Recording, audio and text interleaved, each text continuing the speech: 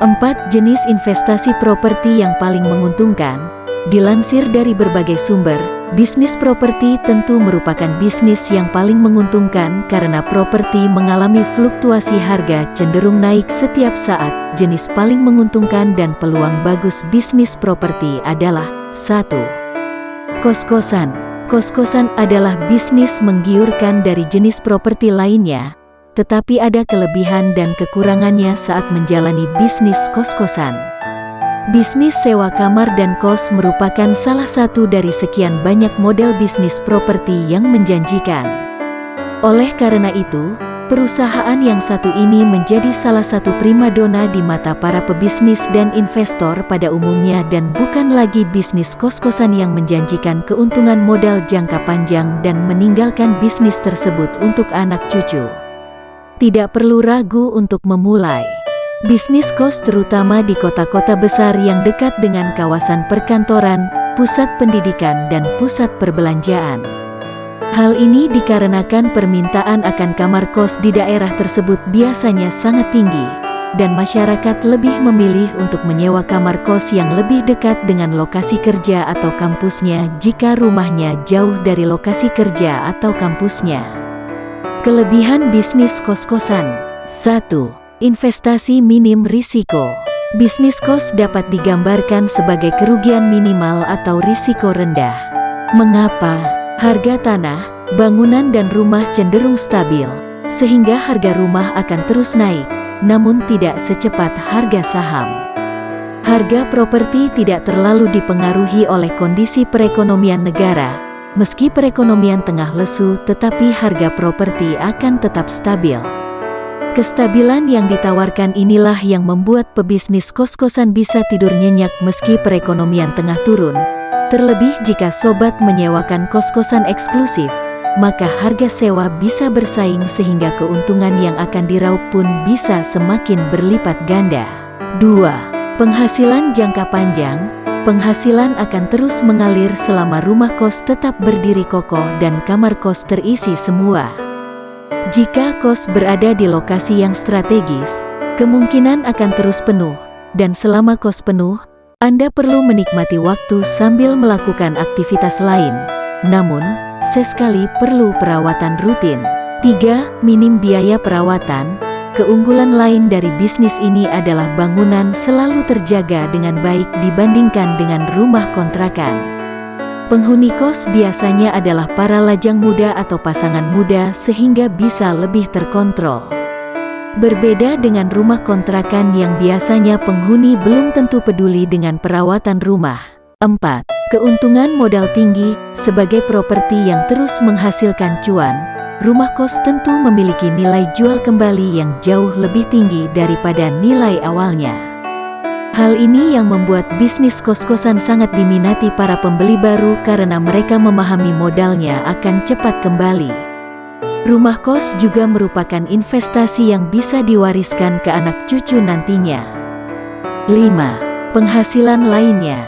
Jika Anda masih kekurangan pendapatan dari hasil sewa kos, ada cara lain untuk mendapatkan keuntungan lebih dengan menawarkan layanan tambahan kepada penghuni kos, seperti jasa laundry dan catering. Ada kelebihan dan kekurangan dalam bisnis, sehingga perlu mempertimbangkan kerugian dari bisnis kos. Kekurangan bisnis kos-kosan. 1. Kontrol kos secara rutin. Pemilik kos wajib memeriksakan kosnya secara berkala. Hal ini untuk menjaga agar kos-kosan tetap bersih dan rapi, dan peraturan yang diberlakukan berjalan dengan baik, dengan harapan penghuni tidak akan mengubah isi bangunan dan interiornya. 2. Biaya keterlambatan.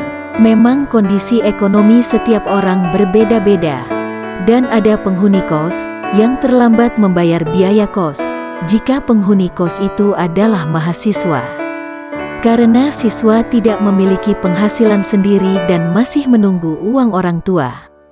Karyawan yang sudah memiliki penghasilan bisa mengalami hal ini, tetapi juga memiliki kebutuhan mendesak lainnya. Oleh karena itu, sebagai pemilik rumah kos, Anda membutuhkan aturan yang jelas dan tegas. 3. Potensi rumah kos sepi. Berbisnis pasti memiliki risiko, entah karena salah strategi maupun karena rezeki yang kadang naik atau kadang turun. Bisnis rumah kos juga memiliki potensi sepi jika fasilitas yang menjadi daya tarik rumah kos sewaktu-waktu hilang, seperti kampus, perkantoran, dan pusat perbelanjaan.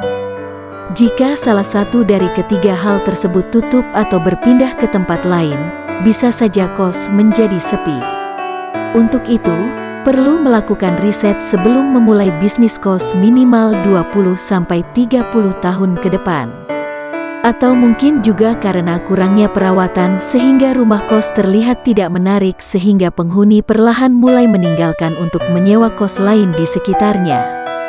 Inilah kelebihan dan kekurangan yang perlu Anda ketahui sebelum memulai bisnis kos.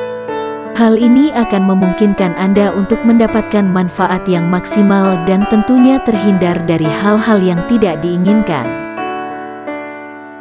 2. Ruko. Investasi properti berupa ruko juga menguntungkan. Jika lokasi benar-benar strategis, maka ruko yang Anda miliki pasti akan lebih cepat terjual. Ruko ini bisa digunakan untuk keperluan komersil seperti membuka ruko atau usaha. Jadi ruko bisa Anda gunakan untuk mencari untung, tidak perlu dijual. Karena Anda dapat memulihkan modal Anda hanya dengan menyewa gedung komersial dan mendatangkan penghasilan tambahan setiap bulan atau setiap tahun. Sebelum membeli sebuah ruko, sebaiknya perhatikan konsep dari ruko itu. Jangan sampai terlalu banyak sekat, apalagi sempit karena dapat mengurangi daya tarik pembeli atau penyewa. 3. Tanah. Selain dijadikan bangunan, lahan kosong sekalipun, seperti tanah juga tak kalah menguntungkan untuk investasi. Harga tanah cenderung mengalami kenaikan dari tahun ke tahun. Apalagi tanah ini juga bisa dimanfaatkan untuk banyak hal, seperti pertanian, perkebunan, membangun ruko atau rumah. Investasi tanah juga jauh lebih murah dibandingkan membangun kos-kosan atau rumah. Khusus untuk tanah, sebaiknya pilih yang lokasinya berada di wilayah pinggiran, tetapi punya potensi untuk berkembang, seperti ada pembangunan jalan tol, bandara, dan infrastruktur lain karena dalam 5 atau 10 tahun mendatang, harga tanahnya pasti akan melonjak. 4. Rumah. Rumah bukan hanya tempat tinggal, tapi juga investasi. Menjual rumah Anda seharusnya tidak sulit karena Anda dapat melakukannya secara offline atau online. Namun, beberapa orang membeli rumah selama masa-masa sulit secara finansial. Jika lokasi penting, tidak masalah siapa yang berada di lokasi strategis atau bahkan di pinggiran kota. Asal tidak terletak di daerah yang rawan banjir. Hal yang harus diperhatikan sebelum investasi properti. 1. Lokasi properti. Pertama adalah lokasi. Seperti yang Anda ketahui, lokasi memiliki dampak besar pada harga properti. Semakin strategis lokasi properti, semakin tinggi harga jualnya. Betul, harga beli properti di lokasi strategis ini juga lebih tinggi. Namun, properti di daerah ini lebih mudah dijual. Jika Anda memiliki banyak modal, belilah properti di pusat kota atau di jantung kota. 2. Fasilitas di dalam properti. Ketertarikan pembeli untuk membeli properti tidak lepas dari dampak fasilitas yang dipelihara. Misalnya furnitur, akses, kedekatan dengan rumah sakit, pusat perkantoran, pertokoan, ATM, dan lain-lain. Fasilitas yang baik tidak meningkatkan minat pembeli, tetapi memberikan peluang untuk menaikkan harga properti. Sesuaikan kenaikan harga agar sesuai dengan tingkat pertumbuhan properti di daerah tersebut sehingga harga properti Anda tidak terlalu tinggi atau terlalu rendah. 3. Keamanan properti. Siapa yang suka tinggal di lingkungan yang tidak aman? Sebelum Anda mulai berinvestasi di properti, ada baiknya untuk memastikan Anda tahu persis apa jaminan Anda. Apakah ada keamanan, patroli malam, maupun CCTV? Sebab, tinggal di lingkungan yang aman pasti membuat siapapun lega. Semoga bermanfaat.